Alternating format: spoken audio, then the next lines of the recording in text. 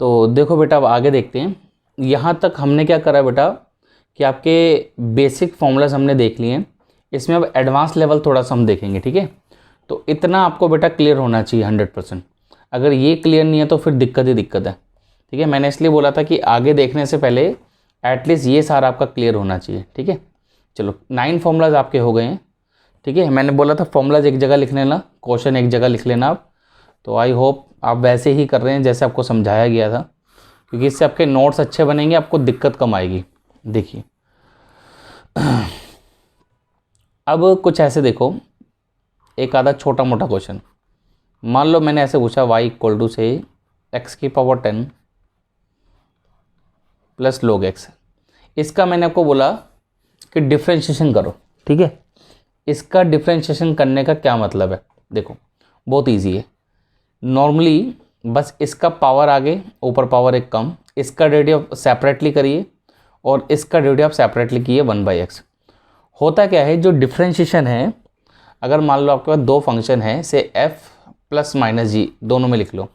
तो अगर आपको इसका डिफ्रेंशिएशन करना है बेटा, तो आप बच्चे फंक्शन f का डेरिवेटिव अलग कर सकते हो, बीच में प्लस माइनस कुछ भी हो, और g का आप अलग डेरिवेटिव कर सकते हो।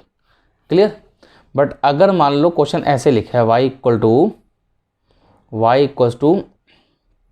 से आपका x⁻10, चलो ये वाला ले लेते हैं, इंटू log x।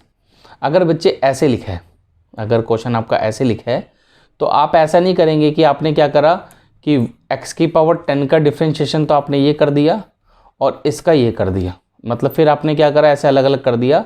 डिफ्रेंशिएशन अगर मल्टीप्लाई के केस में है f इंटू जी, तो ये नॉट इक्वल होता है f इंटू जी के। मतलब ऐसा नहीं है कि दो फंक्शन मल्टीप्लाई में आपने दोनों का सेपरेटली डेरिवेटिव कर दिया, ये गलत है।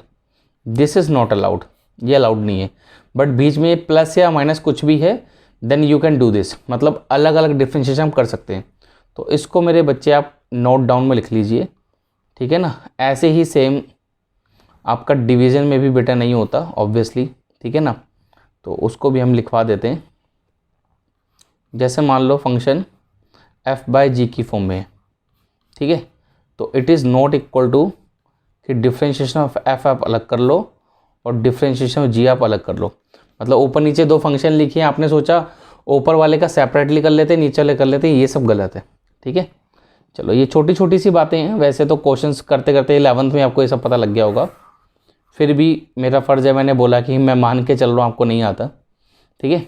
अब आगे देखो, कुछ एक आधा क्वेश्चन और देखो। जैसे मानो ये लिखा है 5x⁻10।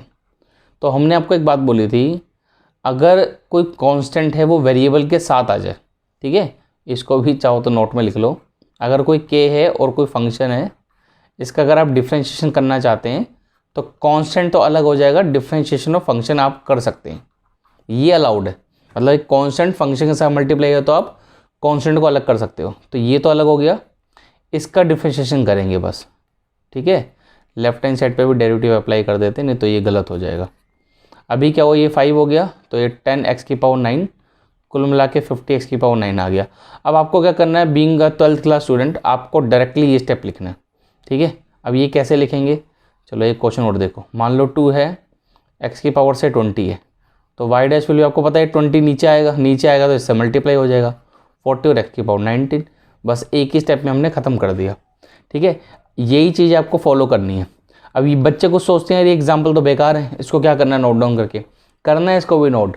जितना भी मैं लिखवा रहा हूँ आप नोट डाउन करो, आपको पक्का डिफरेंशिएशन में लाइफ में कभी दिक्कत ही नहीं आएगी।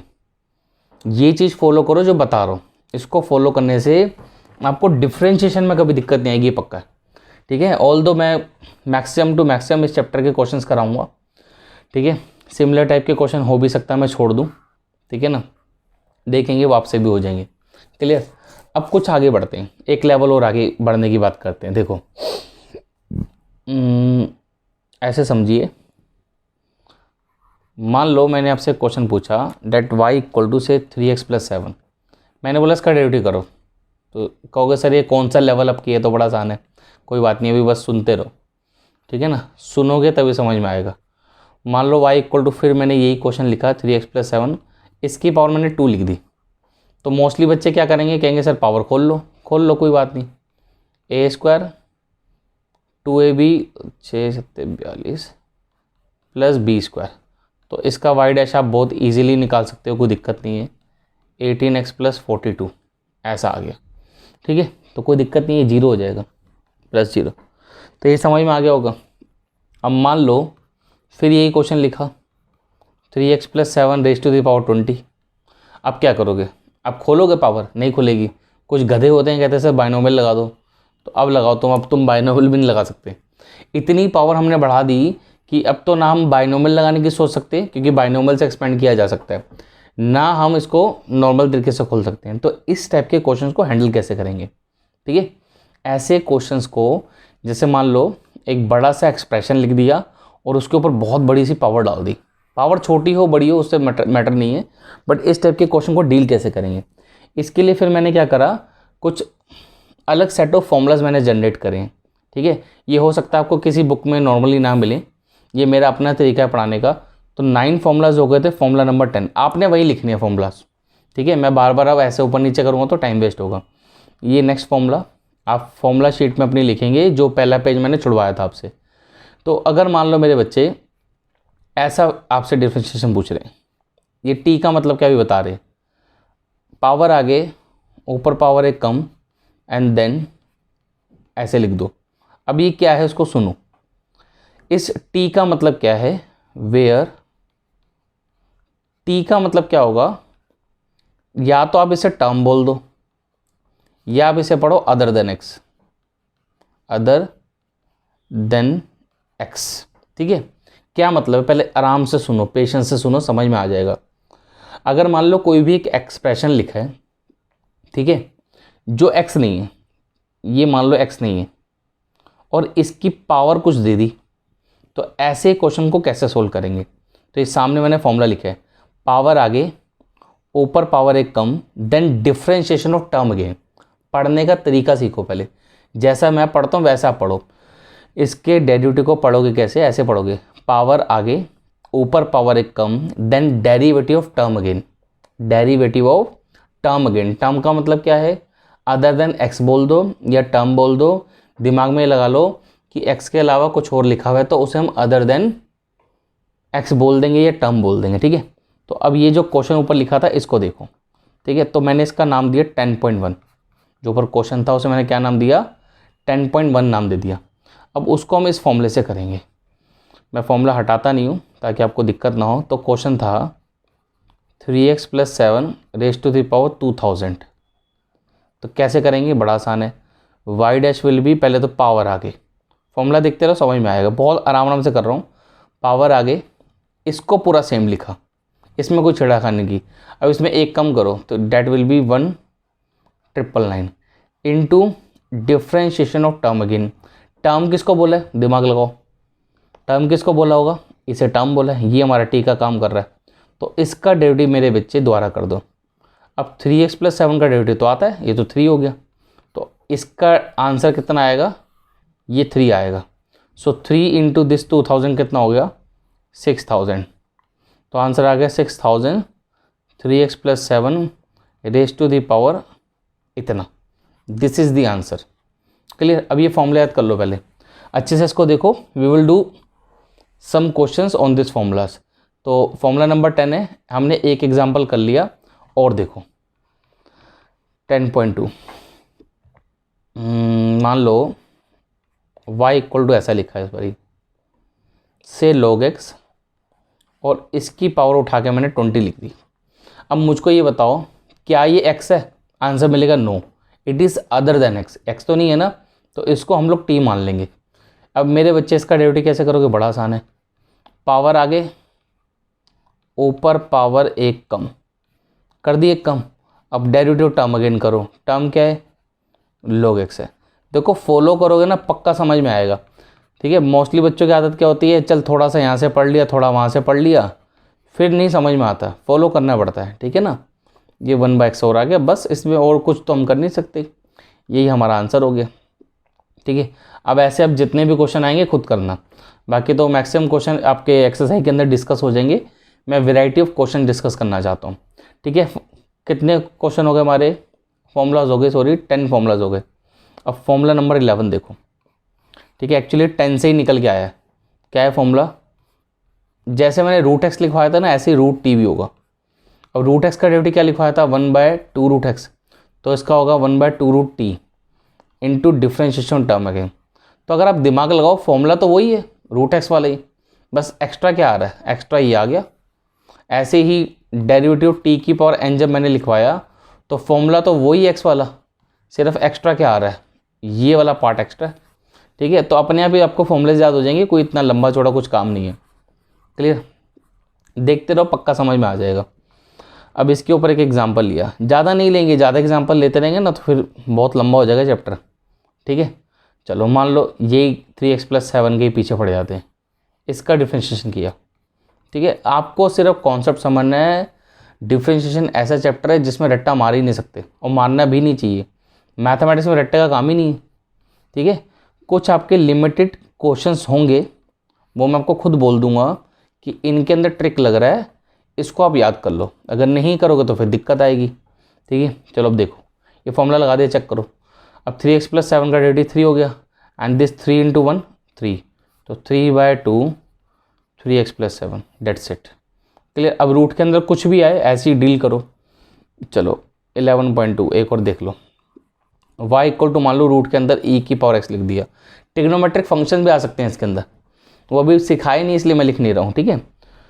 तो y' विल बी 1/2 e की पावर x रूट में, फिर e की पावर x का डेरिवेटिव क्या होगा, e की पावर x, बस यही आपका आंसर है। इसमें थोड़ा मॉडिफिकेशन कर सकते हैं, उसके लिए ऐसे देखो, मान लो अगर ऊपर a लिखा है नीचे रूट है तो एक कट के रूट आ जाएगा, ठीक है। नहीं तो रेशनलाइज करके कर लो, एक तरीका और भी है, रेशनलाइज करके कर सकते हो। नहीं तो ऐसे देखो, इसकी पावर 1 है, इस a की पावर कितनी है 1/2, तो a की पावर 1 - 1/2 कितना हो गया, a की पावर 1/2, a की पावर 1/2 मतलब रूट a, ठीक है। तो एक्चुअली ये मैंने जानबूझ के बताया, ऐसे अगर याद कर लोगे ना काम जल्दी निपटा करेगा। तो ये हो गया 1/2 और e की पावर x को रूट में लिख दो, दिस इज़ योर आंसर, ठीक है। चलो एक और देखो, बस ये लास्ट होगा। y = मान लो log x लिखा मेरे बेटा रूट के अंदर, तो y' विल बी 1/2 रूट में log x। अब log x का दोबारा कर दो, क्योंकि डिफ्रेंशिएशन टर्म करना है हमारे लिए, यहाँ पर टर्म का काम कौन करेगा, ये log x। अब log x का डेरिवेटिव क्या होता है 1/x, तो इसका आंसर आ गया 1/2 × x × log x। देखो मैं जो भी आपको पढ़ा रहा हूँ ये कुछ ऐसा नहीं है कि जैसे जनरली टीचर क्या करते हैं यूट्यूब पे अपने कुछ थोड़े बहुत लेक्चर डाल दिए, बाकी फिर बोला कि हमारी वेबसाइट वगैरह है वहाँ पे आओ, वहाँ पे आप पेमेंट करो, उसके बाद आपको बाकी लेक्चर्स मिलेंगे। ऐसा नहीं है, मैं यहाँ पे आपको बिल्कुल सारा कंटेंट डालूंगा, बेचिंद रहिए, ठीक है ना। टाइम लगता है देखो कंटेंट वगैरह रिकॉर्ड करने में, और जो भी कंटेंट डाला जा रहा है ये बहुत ही समझ लो वैल्यूएबल है। कभी कोई बच्चों को लगता है कि फ्री में कंटेंट मिल रहा है तो इसकी वैल्यू कुछ नहीं है, ऐसा नहीं है, बहुत वैल्यूएबल कंटेंट है ये, ठीक है। देखो नेक्स्ट फॉर्मूला नंबर 12 अलग कलर से लिख देते हैं, ठीक है।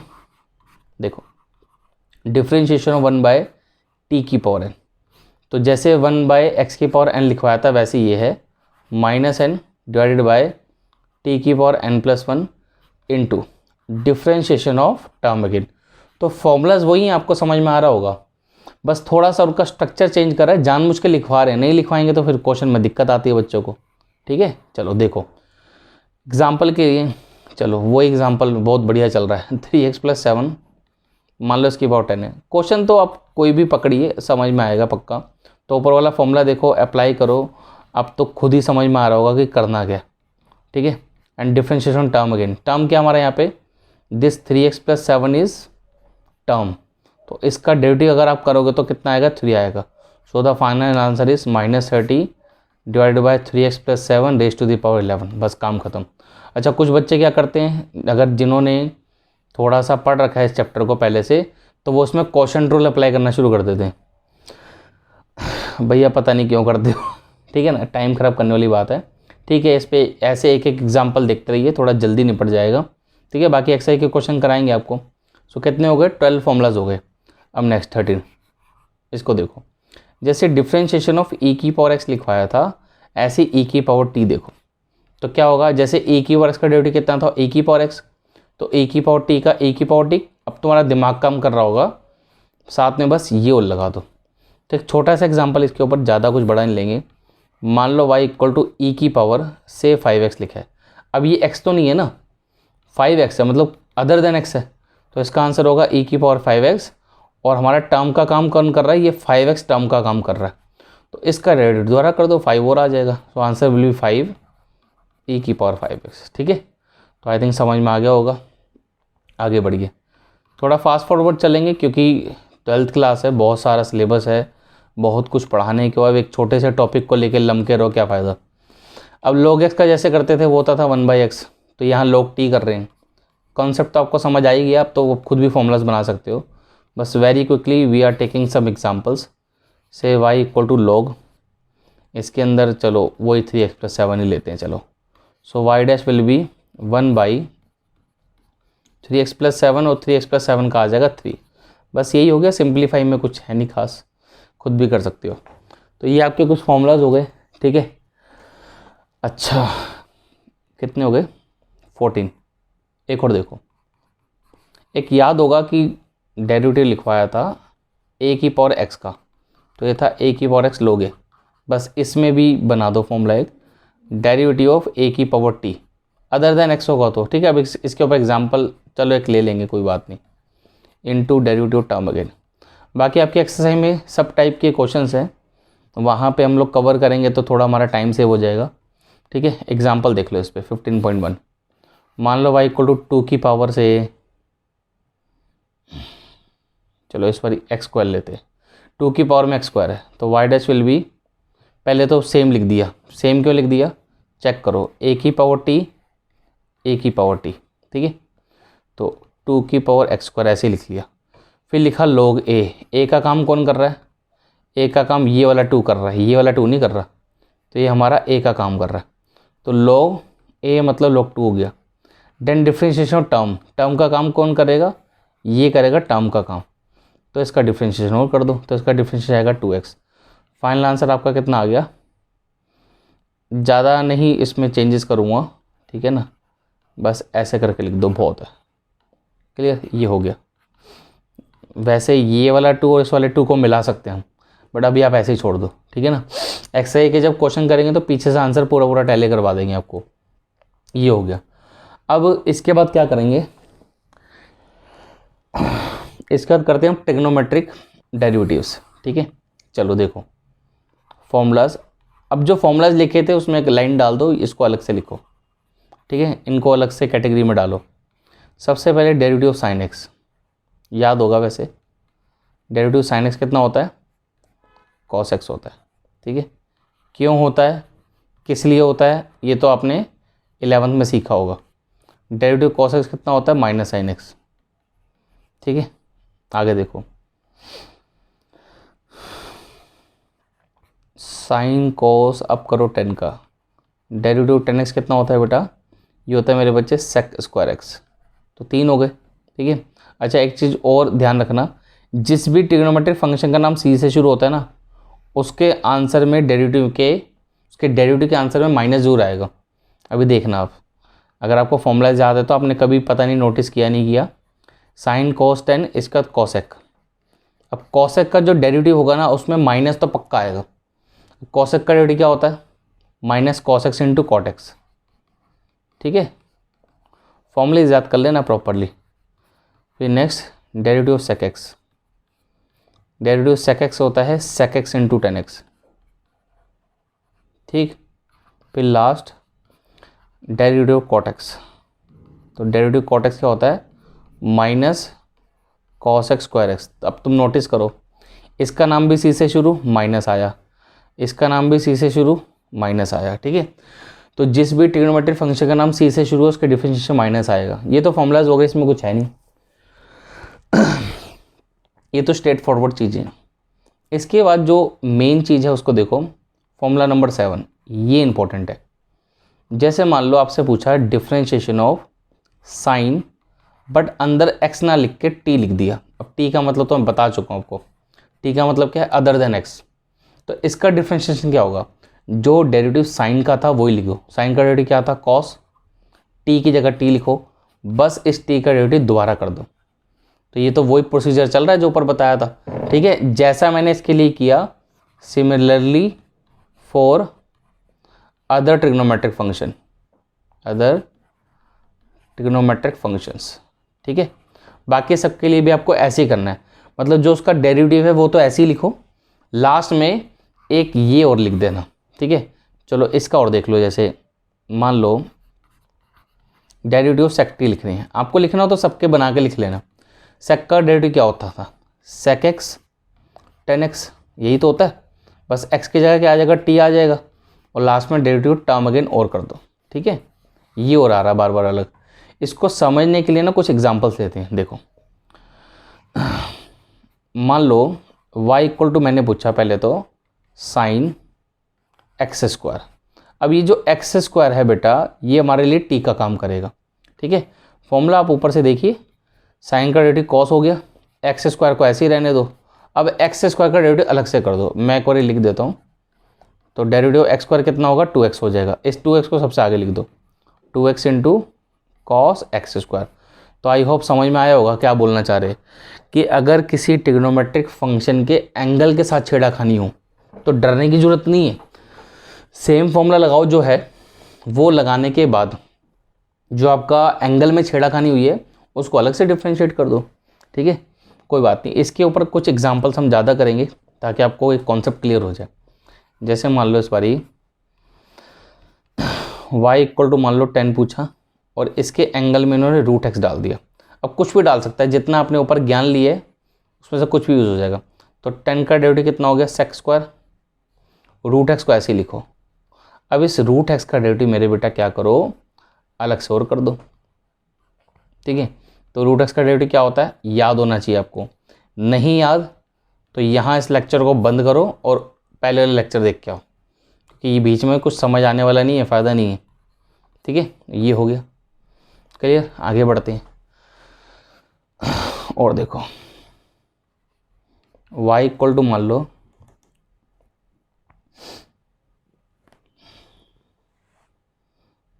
ये लिया सेक log x, ठीक है, ऐसे ले लिया।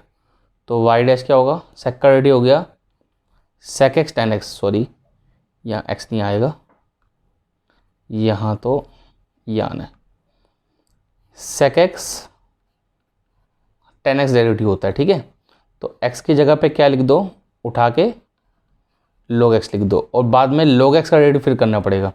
क्यों करना पड़ेगा, बिकॉज दिस log x ये हमारे लिए टर्म का काम कर रहा है। तो इसका डेरिवेटिव कितना होगा बाद में, 1/x, बस हो गया। ऐसे ही करना, एक एक स्टेप लिख लिख के नहीं दिखाना है। जैसे मैंने यहाँ लिखा, ये वाला पार्ट लिख के दिखाने की ज़रूरत नहीं है। आप चाहो तो इसका आंसर सीधा ये लिख सकते हो, और ये करना भी चाहिए आपको नहीं तो 12th क्लास का एग्ज़ाम आपका पूरा नहीं होने वाला, ठीक है। चलो आई थिंक समझ में आ रहा होगा क्या कर रहे हैं। और एग्जांपल देख लो, जैसे मान लो y इक्वल टू मैं लिखा साइन, और इसका एंगल मैंने क्या करा, अंदर 10x डाल दिया। तुम दिमाग लगाओगे क्या हुआ, कि जो साइन का एंगल है ये x थोड़ी ना है, तो इसको t बोल दो। साइन का जो एंगल है ये तो x नहीं है, तो x नहीं है तो इसे t बोला। तो इसका डिफरेंशिएशन कैसे करेंगे, साइन का पहले कॉस लिखो, तो जो एंगल है वही लिखा सेम, इसका मेरे बेटा डेरिवेटिव फिर से कर दो, ठीक है। ये लो, क्लियर हो रही है बात। देखो बेटा, अगर आपको पसंद आ रहा है कि कैसे पढ़ा रहे हैं तो प्लीज़ वीडियोस को शेयर करो, चैनल को सब्सक्राइब करो। आप लोगों ने भी नोटिस किया होगा एक चीज़, कि जो बाकी टीचर्स पढ़ा रहे हैं, बुराई किसी की नहीं कर रहे हैं, बस वैसे बता रहा हूँ मैं, कि जनरली टीचर्स क्या कर रहे हैं, वो सिर्फ यूट्यूब पे एक्सरसाइज सॉल्व करके डाल देते हैं। यार एक्सरसाइज का सल्यूशन तो आपको वैसे भी गूगल पे में मिल जाएगा, सल्यूशन थोड़ा ना देखने हैं, ठीक है ना। सल्यूशन तो हमको 1000 जगह मिल जाते हैं, मेन चीज़ है कि कॉन्सेप्ट कौन समझा रहा है। तो हम यहाँ पे आपको सारे कॉन्सेप्ट समझा रहे हैं कि किस तरीके से चीज़ को करना है, कैसे नहीं करना। सल्यूशन देंगे, सल्यूशन तो डेफिनेटली देंगे, वो तो देने ही है, बाकी ऑल दो एटलीस्ट नॉलेज भी तो देनी चाहिए कि नहीं देनी चाहिए, इसलिए प्रॉपरली आपको एक एक चीज़ यहाँ पे समझा रहे हैं, ठीक है। और मेरे बेटा जैसे आपको समझ में आ रहा होगा, दिखता भी आपको कितनी मेहनत करना, और अगर आप चाहते हैं कि इन वीडियोस की क्वालिटी आने वाले समय में और बढ़ जाए, वॉइस क्वालिटी और बढ़े, ग्राफिक्स की क्वालिटी और बढ़ जाए, तो प्लीज़ थोड़ा सा आपको कंट्रीब्यूट करना चाहिए हमारे इस चैनल पे, ठीक है ना। बहुत हम लोग मेहनत कर रहे हैं इसमें, ठीक है ना। इसमें ऐसा नहीं है अकेला बंदा सब कुछ कर लेता है, ठीक है। एडिटिंग वगैरह मेरे को नहीं आती, मैं बताऊँ तो थोड़ा सा उसमें एक्सपेंडिचर वगैरह भी आता है हमारा। तो आप लोगों को प्लीज़ थोड़ा सा कंट्रीब्यूट करो हमारे इस यूट्यूब चैनल को, ताकि ये चलता रहे। तो मेरा फ़ोन नंबर है 9911736280। इस पर कॉल मत करना बेटा, ठीक है ना, फिर उससे डिस्टर्बेंस होती है। आपको अगर कभी डाउट आए तो आप व्हाट्सएप कर सकते हैं, नंबर मैंने दे रखा है। यही मेरा पेटीएम नंबर भी है, यही यूपीआई भी आप इस पर कर सकते हो, गूगल पे भी आप इस पर कर सकते हो, ठीक है ना। जितना आपका मन करे, छोटा मोटा अमाउंट जो भी मन करे आपका, वो आप कर सकते हैं। अगर आपको लगता है कि यस, कि जो सर पढ़ा रहे हैं इसकी वर्थ है, ठीक है ना, अगर आपको वर्थ लगती है तो आप दीजिए थोड़ा सा, ठीक है ना, देना भी चाहिए, अच्छी बात है। चलो देखो अब आगे बढ़ते हैं। नेक्स्ट ये कुछ एक दो चीज़ें और बची हैं इसके अंदर, जैसे प्रोडक्ट रूल, ठीक है ना। प्रोडक्ट रूल बेसिक है, सबको आता ही होता है वैसे, है ना, 11th क्लास से। फिर भी फॉर्मेलिटी के लिए हम यहाँ पे लिख रहे हैं।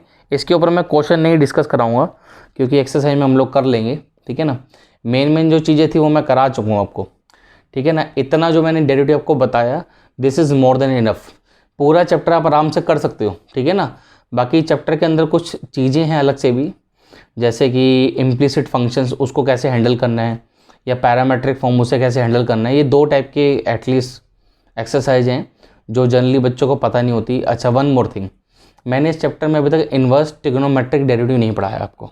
आपने नोटिस किया होगा कि साइन इन्वर्स का डेरिवेटिव, कॉस इन्वर्स का डेरिवेटिव, ठीक है, ये मैंने अभी आपको नहीं पढ़ाया। एक एडवाइस दूंगा आपको, क्या करो, इस पूरे चैप्टर को कर लो और इन्वर्स ट्रिग्नोमेट्रिक डेरिवेटिव सारे छोड़ दो। जब ये चैप्टर आपका कंप्लीट हो जाए, उसके बाद इन्वर्स के क्वेश्चन करो, इन्वर्स डेरिवेटिव के क्वेश्चन लास्ट में करो। उसका फ़ायदा क्या है? उसका फ़ायदा ये है, एक्चुअली इस पूरे चैप्टर में इन्वर्स ट्रिग्नोमेट्री के डेरिवेटिव के क्वेश्चन बहुत कम है। मेरे ख्याल से हार्डली 20 क्वेश्चन होंगे, हार्डली 20, इससे ज़्यादा क्वेश्चंस नहीं है। तो इतने कम क्वेश्चन में ना कॉन्सेप्ट बिल्ड नहीं हो पाता, ठीक है ना। और सेकेंडली फिर उसके अंदर आपके इन्वर्स ट्रिग्नोमेट्री के फॉर्मूलाज भी लगेंगे बहुत सारे।